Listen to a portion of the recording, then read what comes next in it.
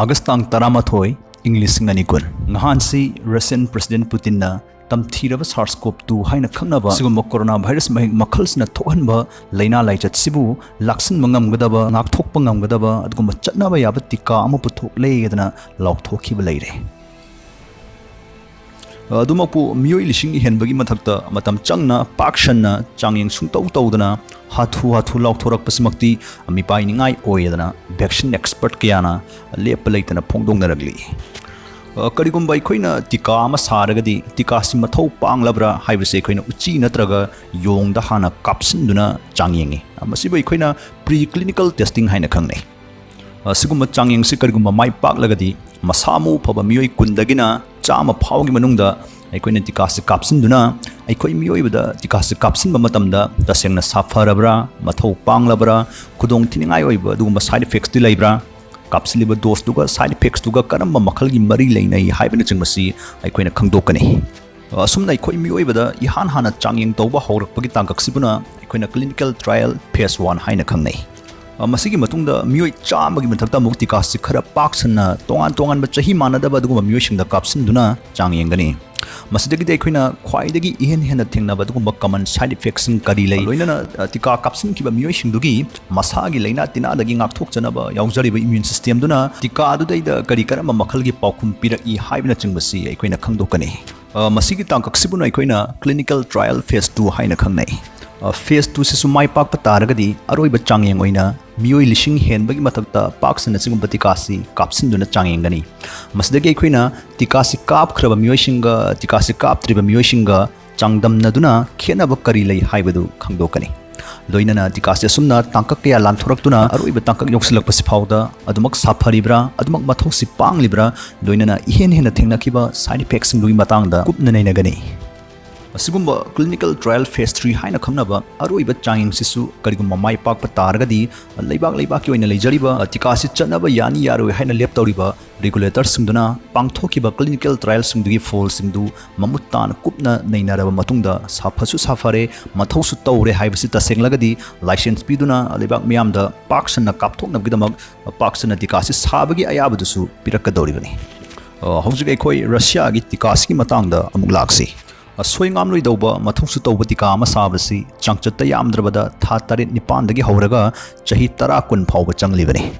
adubu Russia na chanaba yarani haina lauthorakliba sigum Sputnik 5 haina mingthonba tika simakti ngasai miyoi lising henbagi mathakta paktaknana matam changna tawgadaba ahum suba tangkaki changyeng clinical trial phase 3 si kungkan kanthoklamlaga niyom ama ikai kaina hathu lauthorak I haibagdamak expert kyanadi nungsa thiningai oi haiba duguma mod phongdoknaribani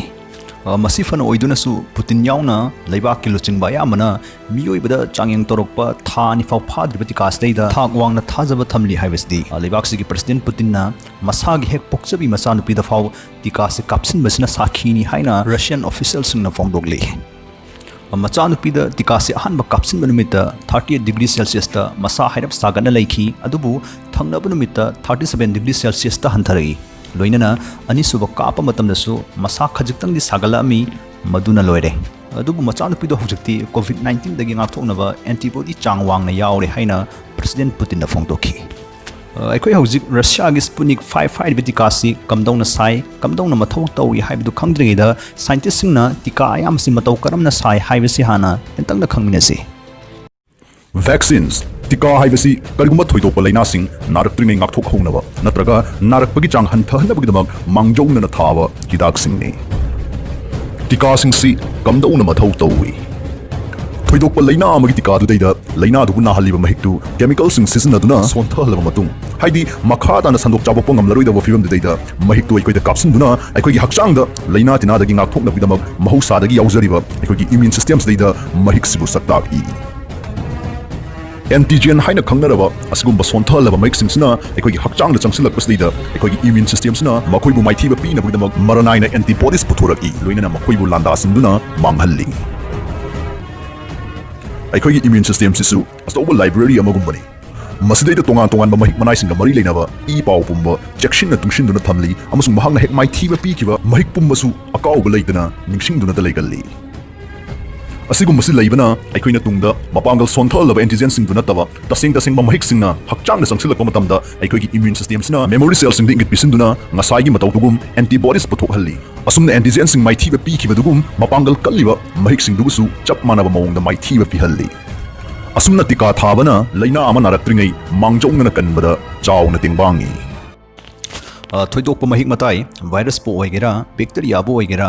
ꯃꯈꯣꯏꯕꯨ ꯃꯥꯏꯊꯤꯕ ꯄꯤꯅꯕꯒꯤꯗꯃꯛ ꯑꯩꯈꯣꯏꯒꯤ immune ꯁꯤꯁꯇꯦꯝꯁꯤꯕꯨ training ꯇꯧꯕ ꯍꯥꯏꯕ ꯁꯤꯒꯨꯝꯕ ꯇꯤꯀꯥ ꯑꯃ ꯀꯥꯞꯄꯒꯤ ꯄꯥꯟꯗꯝꯁꯤ ꯃꯥꯟꯅꯖꯔꯒꯁꯨ ꯁ꯭ꯄꯨꯇꯅꯤꯛ 5 ꯍꯥꯏꯔꯤꯕ ꯁꯤꯒꯨꯝꯕ ꯇꯤꯀꯥꯁꯤ ꯁꯥꯔꯛꯄꯒꯤ ꯃꯑꯣꯡꯁꯤꯃꯛꯇꯤ ꯍꯧꯖꯤꯛ ꯍꯥꯏꯖꯈ꯭ꯔꯤꯕ ꯇꯤꯀꯥ ꯑꯃ ꯁꯦꯝ ꯁꯥꯕꯒꯤ ꯃꯑꯣꯡꯗꯨꯗꯒꯤ ꯇꯣꯉꯥꯜꯂꯤ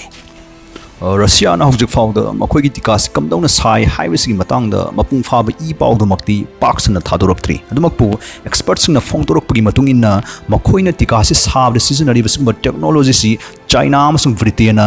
ꯀꯣꯚꯤꯗ-19ꯒꯤ ꯚꯦꯛꯁꯤꯟ ꯁꯥꯕꯗ ꯃꯥꯡꯖꯧꯅꯅ ꯁꯤꯖꯤꯟꯅꯕ ꯍꯧꯈ꯭ꯔꯕꯒꯨꯝꯕ ꯆꯞ ꯃꯥꯟꯅꯕ ꯇꯦꯛꯅꯣꯂꯣꯖꯤ ꯑꯃꯈꯛꯅꯤꯗꯅ ꯐꯣꯡꯗꯣꯛꯂꯤ ꯑꯁꯤꯒꯨꯝꯕ ꯇꯦꯛꯁꯤ ꯁꯤꯖꯤꯟꯅꯗꯨꯅ ꯚꯦꯛꯁꯤꯟꯁꯤ ꯃꯇꯧ ꯀꯔꯝꯅ ꯁꯥꯏ ꯍꯥꯏꯕꯗꯨ ꯑꯃꯨꯛ ꯈꯪꯃꯤꯟꯅꯁꯤ ꯇꯤꯀꯥꯁꯤ ꯆꯤꯝꯄꯦꯟꯖꯤꯁꯤꯡꯗ ꯂꯣꯛ ꯊꯨꯡꯍꯟꯕ ꯑꯦꯗꯦꯅꯣꯚꯥꯏꯔꯁ ꯍꯥꯏꯅ ꯈꯪꯅꯕ ꯃꯍꯤꯛꯁꯤ ꯃꯤꯑꯣꯏꯕꯗ ꯀꯥꯞꯁꯤꯟꯕꯗ ꯃꯈꯥ ꯇꯥꯅ ꯁꯟꯗꯣꯛ ꯆꯥꯎꯊꯣꯛꯄ ꯉꯝꯗꯅꯕ ꯍꯥꯏꯅ ꯍꯥꯟꯅ ꯁꯣꯟꯊꯍꯜꯂꯕ ꯃꯇꯨꯡꯗ ꯀꯣꯚꯤꯗ-19 ꯊꯣꯛꯍꯜꯂꯤꯕ ꯁꯤꯒꯨꯝꯕ SARS-CoV-2 ꯍꯥꯏꯔꯤꯕ ꯃꯍꯤꯛꯁꯤꯒꯤ ꯖꯤꯅꯦꯇꯤꯛ ꯃꯦꯇꯔꯤꯌꯦꯜ ꯍꯥꯏꯗꯤ ꯃꯍꯤꯛꯁꯤꯕꯨ ꯁꯦꯝ ꯁꯥꯕꯗ ꯌꯥꯎꯖꯔꯛꯄ ꯁ꯭ꯄꯥꯏꯛ ꯒ꯭ꯂꯥꯏꯁꯣꯄ꯭ꯔꯣꯇꯤꯟ ꯍꯥꯏꯔꯤꯕ ꯊꯣꯏꯗꯣꯛꯄ ꯃꯆꯥꯛꯁꯤ ꯑꯃꯨꯛ ꯍꯥꯞꯆꯤꯟꯗꯨꯅ ꯁꯥꯔꯛꯄꯅꯤ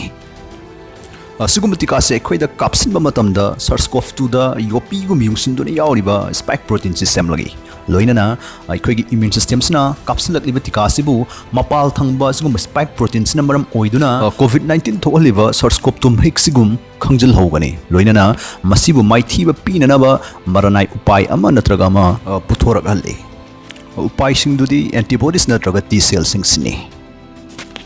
ꯑꯦꯟꯇꯤꯕꯣꯗꯤꯁꯤꯡꯁꯤꯅ ꯀꯣꯚꯤꯗ-19 ꯅꯥꯍꯜꯂꯤꯕ ꯑꯁꯤꯒꯨꯝꯕ SARS-CoV-2 ꯍꯥꯏꯔꯤꯕ ꯃꯍꯤꯛꯁꯤꯕꯨ ꯅꯞꯁꯤꯟ ꯌꯣꯝꯁꯤꯟꯗꯨꯅ ꯃꯥꯡꯍꯟꯅꯕ ꯍꯣꯠꯅꯒꯅꯤ ꯃꯥꯡꯍꯟꯒꯅꯤ ꯅꯥꯀꯜ ꯑꯃꯔꯣꯝꯗ ꯇꯤ ꯁꯦꯜꯁꯤꯡꯁꯤꯗꯤ ꯁꯦꯜꯒꯤ ꯃꯄꯥꯝꯕꯣꯝꯒꯨꯝꯕꯅꯤ ꯃꯈꯣꯏꯅ ꯚꯥꯏꯔꯁꯅ ꯁꯣꯛꯍꯜꯂꯕ ꯁꯦꯜꯁꯤ ꯃꯁꯛ ꯈꯪꯕ ꯉꯝꯃꯤ ꯑꯁꯤꯒꯨꯝꯕ ꯁꯦꯜꯁꯤ ꯃꯈꯣꯏꯅ ꯃꯍꯤꯛꯇꯨꯒ ꯂꯣꯏꯅꯅ ꯄꯨꯟꯅ ꯍꯥꯠꯇꯨꯅ ꯃꯈꯥ ꯇꯥꯅ ꯑꯩꯈꯣꯏꯒꯤ ꯁꯦꯜꯗ ꯃꯍꯤꯛꯁꯤꯡꯁꯤ ꯆꯪꯁꯤꯜꯂꯛꯀꯗꯕꯗꯒꯤ ꯀꯜꯍꯧꯒꯅꯤ ꯔꯁꯤꯌꯟ ꯍꯦꯜꯊ ꯃꯤꯅꯤꯁꯇ꯭ꯔꯤꯅ ꯐꯣꯡꯗꯣꯔꯛꯄ ꯋꯥꯔꯣꯜ ꯑꯃꯒꯤ ꯃꯇꯨꯡ ꯏꯟꯅ ꯁ꯭ꯄꯨꯇꯅꯤꯛ 5 ꯍꯥꯏꯔꯤꯕ ꯇꯤꯀꯥꯁꯤꯅ ꯃꯍꯤꯛꯁꯤꯗꯒꯤ ꯉꯥꯛꯊꯣꯛꯅꯕ ꯏꯝꯃ꯭ꯌꯨꯅꯤꯇꯤ ꯆꯍꯤ 2 ꯐꯥꯎꯗꯤ ꯄꯤꯕ ꯉꯝꯒꯅꯤꯗꯅ ꯍꯥꯏꯔꯤ ꯇꯤꯀꯥꯁꯤ ꯊꯥꯕ ꯃꯇꯝꯗ ꯑꯇꯦꯟꯕ ꯁꯥꯏꯗ ꯏꯐꯦꯛ ꯑꯣꯏꯅ ꯍꯛꯆꯥꯡ ꯍꯥꯏꯔꯞ ꯁꯥꯒꯠꯄ ꯐꯤꯚꯔ ꯇꯧꯕꯗꯤ ꯌꯥꯏ ꯑꯗꯨꯃꯛꯄꯨ ꯃꯁꯤꯗꯤ ꯄꯦꯔꯥꯁꯇꯥꯃꯣꯜ ꯆꯥꯁꯤꯜꯂꯒ ꯇꯔꯥꯏꯅ ꯐꯟꯕ ꯌꯥꯒꯅꯤ ꯇꯨꯡ ꯀꯣꯏꯒꯗꯕ ꯑꯗꯨꯒꯨꯝꯕ ꯁꯥꯏꯗ ꯏꯐꯦꯛꯃꯛꯇꯤ ꯂꯩꯔꯣꯏ ꯍꯥꯏꯅ ꯃꯈꯥ ꯇꯥꯔꯤ ꯔꯁꯤꯌꯟ ꯑꯣꯐꯤꯁꯤꯌꯦꯜꯁꯤꯡꯅ ꯐꯣꯡꯗꯣꯔꯛꯄꯗ ꯍꯥꯏꯔꯤꯕ ꯇꯤꯀꯥꯁꯤ ꯁꯦꯞꯇꯦꯝꯕꯔ ꯊꯥꯗꯒꯤ ꯄꯥꯛ ꯁꯟꯅ ꯁꯥꯕꯒꯤ ꯊꯕꯛ ꯍꯧꯔꯒ ꯑꯣꯛꯇꯣꯕꯔ ꯊꯥꯗꯒꯤꯅ ꯄꯥꯛ ꯁꯟꯅ ꯀꯥꯞꯊꯣꯛꯄꯒꯤ ꯊꯕꯛ ꯍꯧꯒꯅꯤ ꯍꯥꯏꯔꯤ ꯂꯣꯏꯁꯤꯜꯂꯛꯄꯁꯤꯗ ꯍꯥꯏꯖꯅꯤꯡꯕ ꯋꯥꯐꯝꯗꯤ ꯂꯩꯅꯥ ꯂꯥꯏꯆꯠ ꯑꯃꯗꯒꯤ ꯂꯤꯈꯠꯇꯨꯅ ꯐꯥꯎꯒꯠꯂꯛꯅꯕꯒꯤ ꯊꯥꯖꯅꯤꯡꯉꯥꯏ ꯑꯣꯏꯕ ꯑꯩꯈꯣꯏꯒꯤ ꯑꯁꯥꯁꯤ ꯇꯤꯀꯥꯅꯤ ꯑꯗꯨꯃꯛꯄꯨ ꯃꯍꯩ ꯁꯥꯟꯅꯔꯤꯕ ꯇꯤꯀꯥꯁꯤꯡꯁꯤ ꯇꯁꯦꯡꯅ ꯆꯠꯅꯕ ꯌꯥꯅꯤ ꯌꯥꯔꯣꯏ ꯍꯥꯏꯕꯗꯨꯗꯤ ꯃꯇꯝ ꯈꯛꯇꯅ ꯄꯨꯗꯨꯅ ꯂꯥꯛꯀꯅꯤ